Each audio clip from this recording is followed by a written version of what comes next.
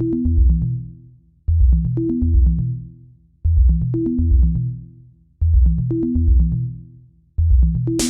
por estar en esta versión del Congreso. Gracias, Diego. Muchas gracias.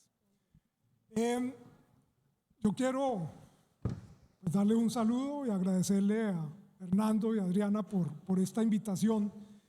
Me han pedido que hagamos un paneo por la economía, muy desde el punto de vista nuestro, que es comercio internacional, para terminar mirando un poco cuáles son como los riesgos que tiene la economía nacional.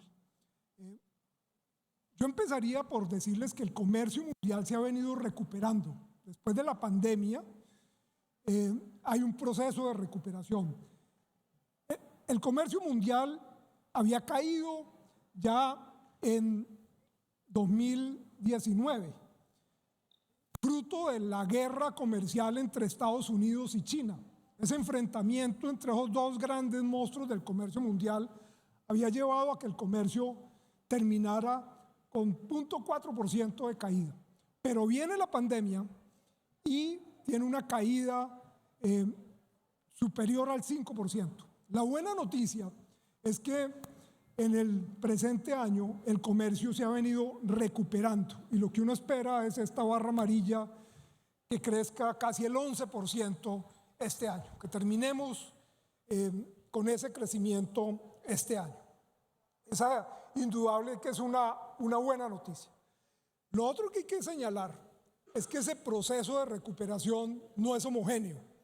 Ustedes ven, todos los países en el 2020 cayeron, excepción de China, que alcanzó a cerrar la economía en el 2019, pero se abrió empezando 2020 y se logró recuperar. De resto, todos caímos. La buena noticia es que en el 2021 todos estamos creciendo, unos más, unos menos, pero todos estamos creciendo. Y esa, repito, es también una buena noticia. Otro elemento, cuando se cierra la economía china, claro, China es un gran demandante de productos básicos, de minerales, de petróleo, carbón, ferroníquel, cobre, plata, aluminio. Esos precios caen, pero la demanda que se ha dado en el 2021 lleva a que todos los precios de los productos básicos empiecen a crecer. Y ustedes ven cómo se ha recuperado el precio del carbón, el precio del petróleo, el precio del ferroníquel, pero también productos como el café, precio extraordinario. Y esa es una buena noticia para un país como Colombia. Primero, que es exportador de productos básicos, petróleo, carbón, ferroníquel, café. Pero nuestros socios comerciales aquí en la región también son exportadores de productos básicos. Chile con el cobre, Perú con la plata, México. Y entonces, en la medida en que ellos tienen más recursos, mayores ingresos por la venta de esos productos, tienen mayor capacidad de compra y ellos son los que nos compran las manufacturas. Colombia vende sus manufacturas, los productos con valor agregado, a Estados Unidos y a los países de la región. Entonces, en la medida en que se recuperan los precios de los productos básicos, que es lo que exportamos, nos va relativamente bien. ¿Cómo está la perspectiva ya no del comercio, sino de la economía en general?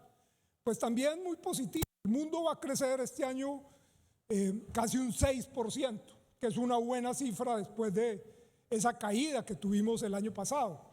Estados Unidos, nuestro principal socio, 6%. Pero miren la cifra de Colombia. Vamos a crecer casi un 10%. Hay algunos analistas incluso que dicen que vamos a superar esa cifra. Después de esa caída tan fuerte que tuvimos el año pasado, esta recuperación pues lo pone a uno optimista de que vamos como en esa senda de recuperación. Pero no estamos exentos de riesgos. Ese crecimiento de la economía, ese crecimiento de la demanda, ha llevado también a un crecimiento de la inflación. El Banco de la República tenía como objetivo que la inflación estuviera alrededor del 3%. Y vamos para 5% este año. Y eso ha llevado a que el banco diga, yo tengo que anticiparme a lo que está ocurriendo y voy a empezar a subir las tasas de interés. Y ya ha empezado a hacerlo. Ha empezado a subir la tasa del Banco de la República. ¿Para qué? Para tratar de bajar la demanda. De que la demanda no siga con esa dinámica. Que la gente no siga consumiendo, demandando tantos productos. Bajémosle un poquito porque la gente se está endeudando para comprar. No, bajémosle. Ese es el objetivo del Banco de la República al subir las tasas de interés. Pero no es un fenómeno exclusivo de Colombia, es un fenómeno que se está viendo a nivel mundial. China tiene una gran inflación, Estados Unidos están asustados porque el mes pasado tuvieron una inflación por encima del 6%, cuando normalmente ellos tienen 1 o 2% de inflación. Entonces, no es un fenómeno exclusivo de Colombia, es lo que está ocurriendo a nivel mundial, porque después de que nos tuvieron encerrados, la gente salió a demandar. Y lo que no se gastó en el 2020 lo están gastando en el 2021. Y lo estamos viendo a nivel internacional. Pero ese fenómeno también está acentuado por lo que se ha denominado la crisis de los contenedores. ¿Qué pasó ahí? En el 2019, finales del 2019, cuando surge la pandemia en China, China se cierra y los contenedores con mercancía que habían salido de China hacia Europa, de China hacia Estados Unidos, hacia América, pues no regresaron vacíos.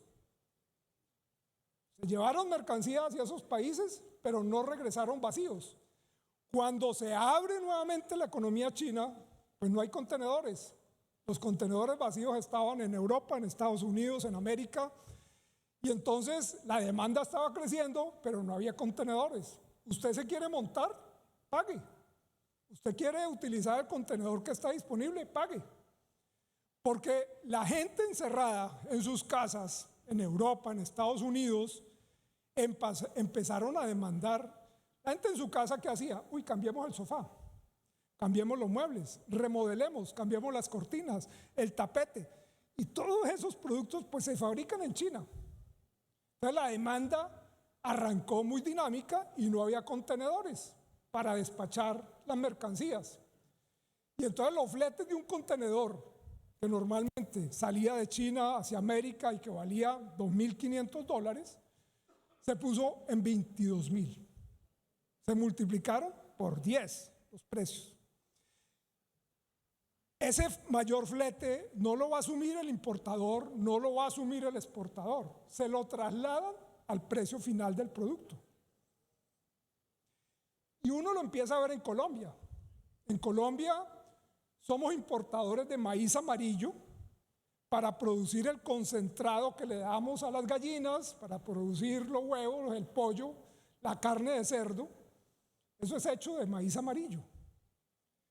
Importamos el trigo para fabricar el pan.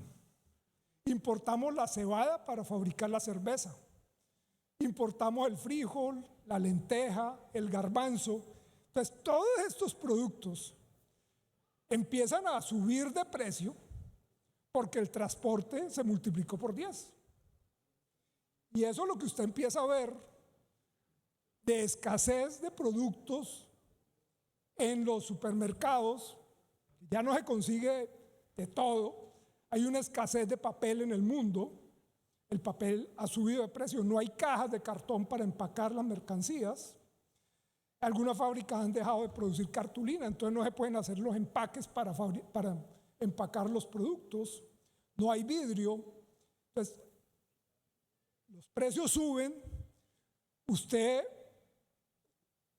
no encuentra todo, porque un barco que salía de China hacia América tomaba más o menos en su operación 40 días. Hoy se está tomando 75 días, porque además de que no hay contenedores, cuando el barco llegaba al puerto de Los Ángeles, que es lo que ustedes han visto en la televisión, pues los trabajadores ahora con las normas sanitarias no trabajan con la misma velocidad en los puertos, distanciamiento. Entonces, hay filas de barcos. En Los Ángeles hay filas de 80 barcos esperando para descargar. Entonces, la operación del barco cambió. Entonces, uno esperaba que el barco llegara a Buenaventura y el barco está llegando a Buenaventura 3, 4 semanas después de lo previsto. Y eso implica que las empresas no reciben sus materias primas, sus insumos, y su producción se empieza a dañar. Entonces, adicionalmente, China cierra unas plantas de generación de energía eléctrica que funcionaban con carbón por unos temas ambientales, pero esas plantas, al cerrarse, implica que cierran unas fábricas en China y entonces empezamos a ver que no hay microchips, no hay mini componentes. Eso empieza a afectar la producción de automóviles, empieza a afectar la producción de computadores, de electrónicos, y es toda una cadena. Como si fuera poco, no hay conductores de camiones. Con todo el tema migratorio, Europa ha cerrado sus fronteras para los migrantes. Entonces Europa necesita 400.000 conductores de camiones. Estados Unidos necesita 80.000, que es lo que está agravando el tema en Los Ángeles. Los contenedores se bajan en el puerto, pero si usted no saca los contenedores, pues el próximo barco no va a tener el espacio para descargar los contenedores. Y los contenedores no salen con la velocidad porque no hay camiones. Y no hay camiones porque no hay conductores. Entonces, esa es como la tormenta perfecta que estamos viviendo en este momento. Y esa es la crisis logística internacional que está generando una escasez de productos, que está generando unos altos precios de los productos, y que uno dice, ¿y eso a mí cómo me impacta? Pues me impacta porque yo como frijol, como lenteja, como garbanzo, como pollo, y todos los productos empiezan a ser o escasos o más caros. Aquí lo vemos, este es un índice del precio de los contenedores. La buena noticia es que ayer, en esta semana, los precios de los fletes han bajado un poquito, ya no valen 22.000, valen 20.000, $2.000, pero siguen en 20.000.